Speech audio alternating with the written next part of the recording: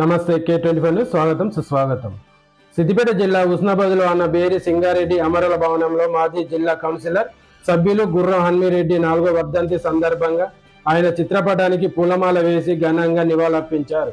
అనంతరం గడప మల్లేశం మాట్లాడుతూ దేశానికి అన్నం పెట్టే రైతన్నను పాలకులు అన్ని రకాలుగా ఆదుకోవాలని, రైతులు పంటలకు గిట్టుబాటు ధరలు కల్పించాలి. గుర్రాల హనుమాన్ రెడ్డి ఆశించిన స్థాయిలో రైతులకు న్యాయం జరగటం లేదని సిపిఐ రాష్ట్ర సమితి సభ్యులు హుస్నాబాద్ మాజీ వైస్ ఎంపీపీ గడిపే మల్లేశం అన్నారు.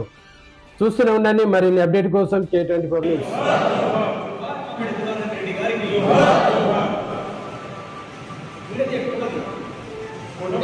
ఫోటోస్